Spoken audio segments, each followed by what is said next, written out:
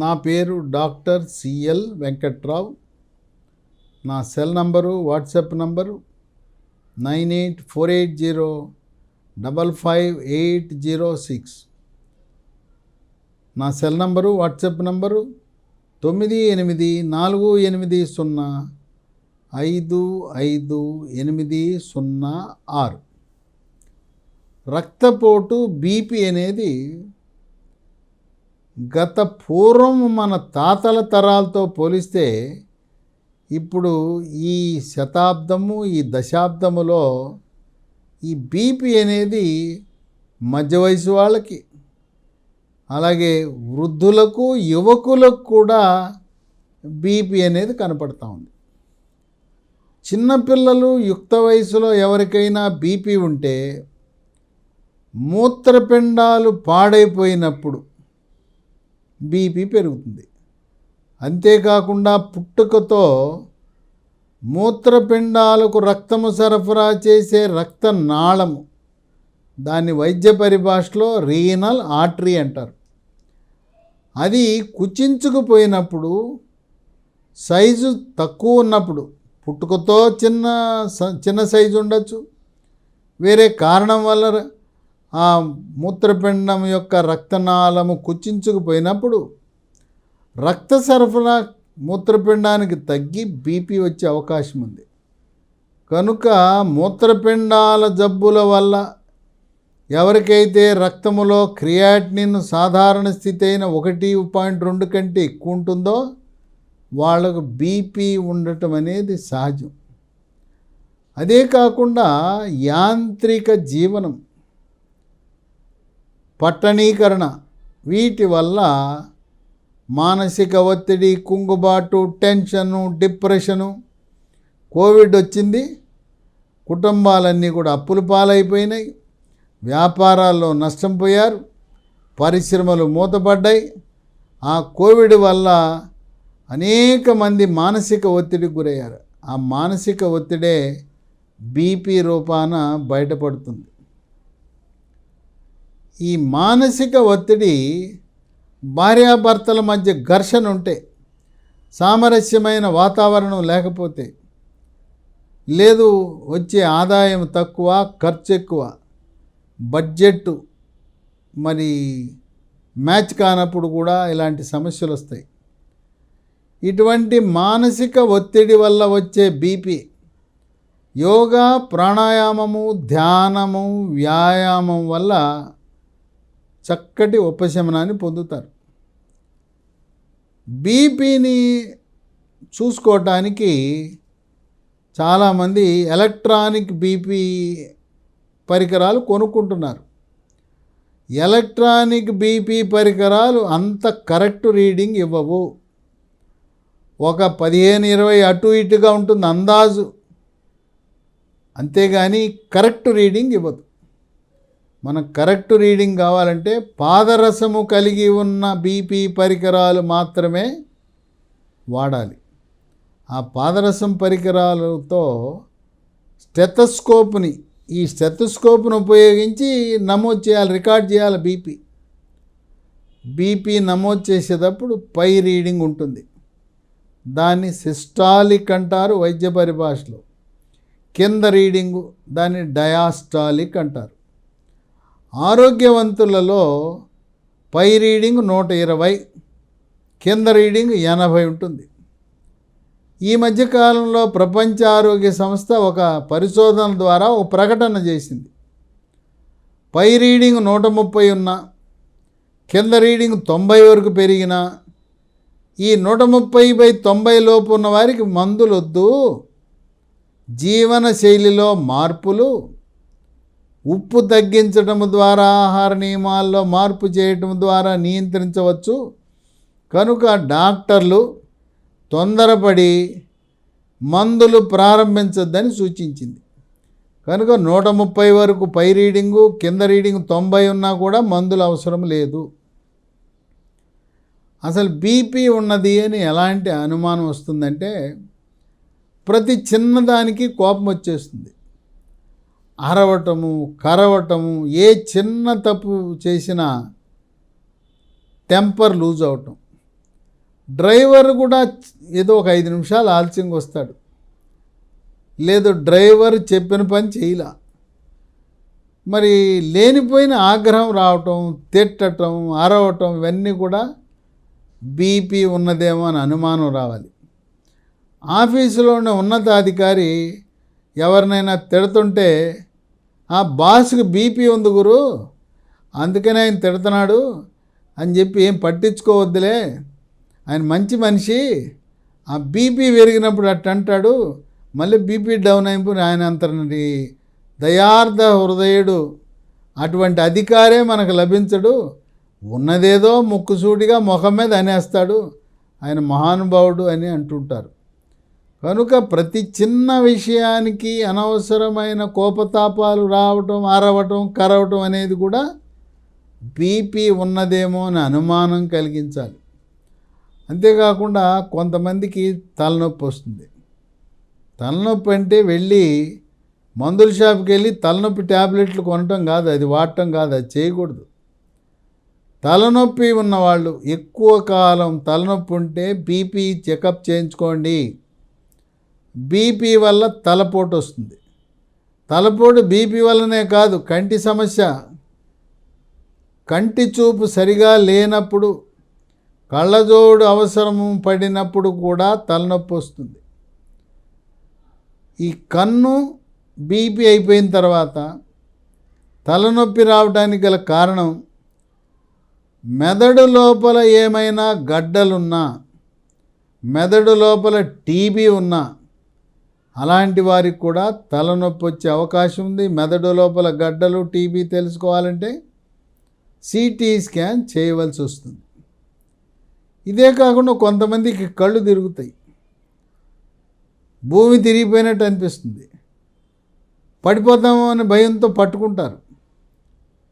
ఇలా కళ్ళు తిరగటం అనేది కూడా బీపీ ఉన్నవారికి కళ్ళు తిరగటం అనేది ఒక లక్షణంగా ఉండే అవకాశం ఉంది. బీపీ వల్ల ప్రమాదం ఏంటంటే సరిగా మందులు వాడకపోతే ఉన్న పళంగా ఎవరినైనా గట్టిగా తిడుతుంటే ఆ బీపీ అమాంతం 200కు 250కి వెళ్ళిపోయి మెదడు లోపల రక్తనాళము చిట్లి అరుస్తున్న మనిషి, కరుస్తున్న మనిషి కుప్పగూలిపోతాడు, మాట పడిపోతుంది, మూతి వంకరపోతుంది, కాలు చెయ్యి చచ్చుబడుతుంది. బీపీ అమాంతం పెరగటం వల్ల మెదడు లోపల ఉండే రక్తనాళము చిట్లి, ఈ రక్తనాళము చిట్లే ప్రక్రియని వైద్య పరిభాషలో సెరిబ్రల్ హెమరేజ్ అంటారు. రక్తనాళము చిట్లి రక్తస్రావము జరగటం వల్ల రక్తము గడ్డగడుతుంది. ఇటువంటి సమయంలో తక్షణమే బీపీని నియంత్రించి ఆ చిట్లిన రక్తనాళం వల్ల రక్తము గడ్డగడితే ఆపరేషన్ ద్వారా ఆ రక్తము గడ్డను తొలగిస్తే కొంత ఉపశమనం లభిస్తుంది. అందువల్ల మనము బీపీని అశ్రద్ధ చేయవద్దు, నిర్లక్ష్యం చేయవద్దు. ఎవరైనా కూడా సంవత్సరానికి ఒకసారి మాస్టర్ హెల్త్ చెకప్ చేయించుకోవటం అనేది ముఖ్యం.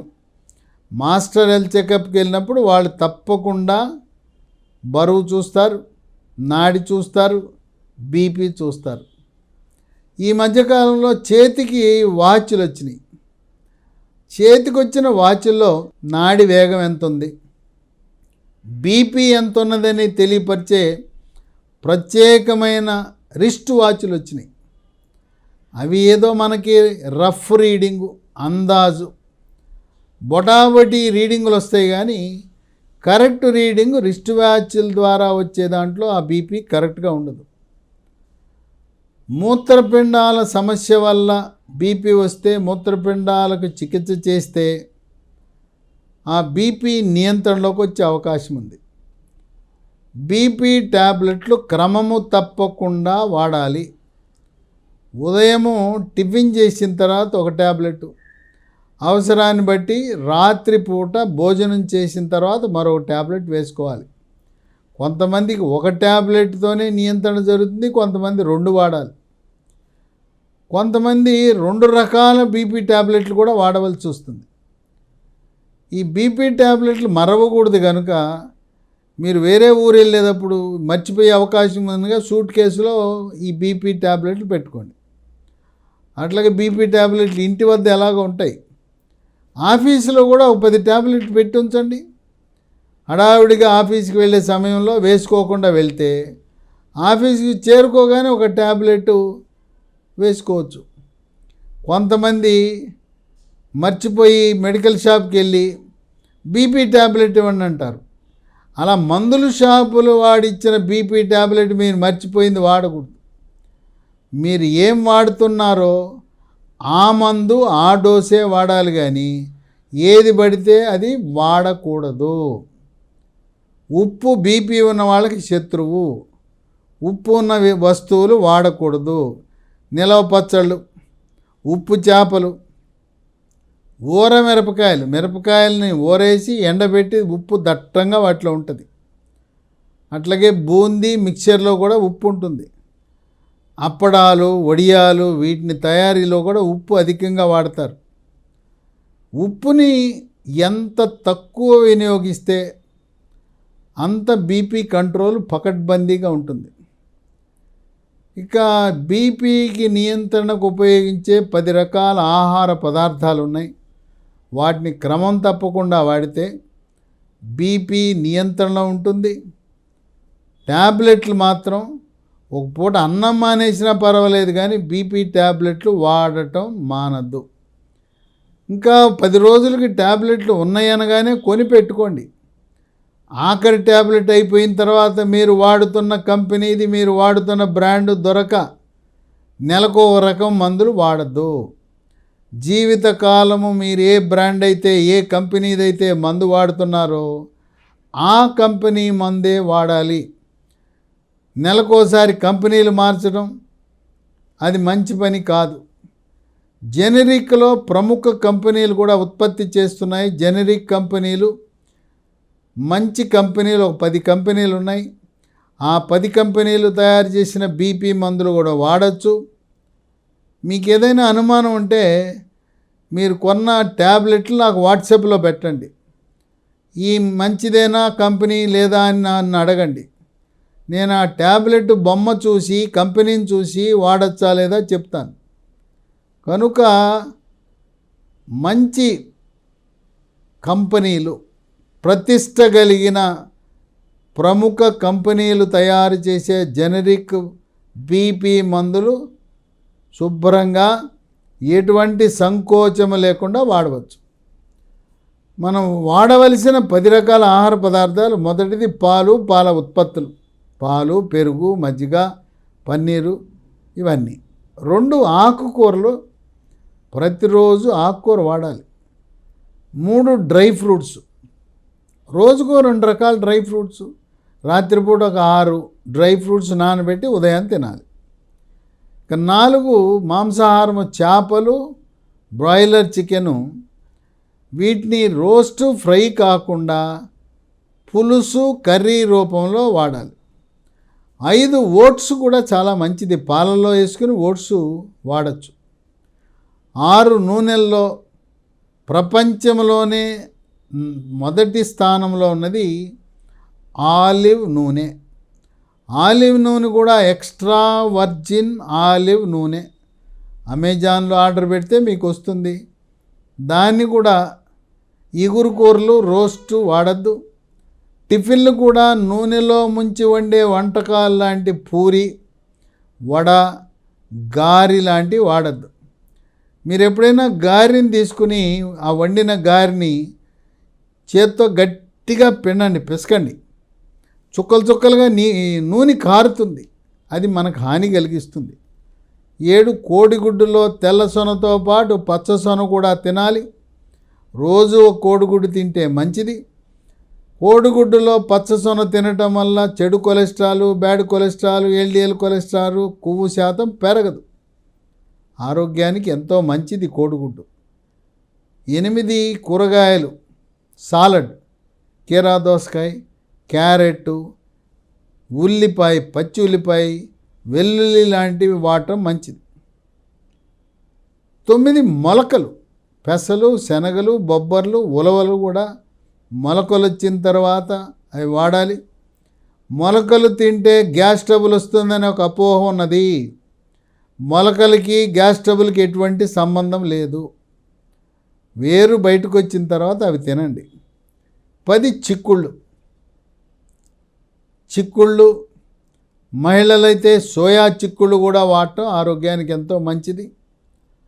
ఈ బీపీ, రక్తపోటు, మనం మానసిక ఒత్తిడిని తగ్గించుకుని ప్రశాంతమైన జీవితాన్ని గడిపితే బీపీ మన్నేం చేయదు. నియంత్రణ అదుపు తప్పిన బీపీ మెదడులో రక్తనాళాలు చెట్లటమే కాదు, ఈ బీపీ వల్ల హార్ట్ అటాక్, గుండెపోటు కూడా వస్తుందని వైద్య పరిశోధనలు వెల్లడిస్తున్నాయి. కనుక ఎవరు కూడా బీపీని నిర్లక్ష్యం చేయొద్దు. మందులు వాడుతున్న సమయంలో బీపీ నియంత్రణకు వస్తుంది. అందువల్ల నా బీపీ తగ్గిపోయింది, ఇక మందులు వాడటం మానేయకూడదు. ఒక్కసారి బీపీ మందులు వాడటం ప్రారంభిస్తే డోసు మారుతుందేమో కానీ ట్యాబ్లెట్లు జీవితకాలం వాడవలసి ఉంటుందని గమనించండి.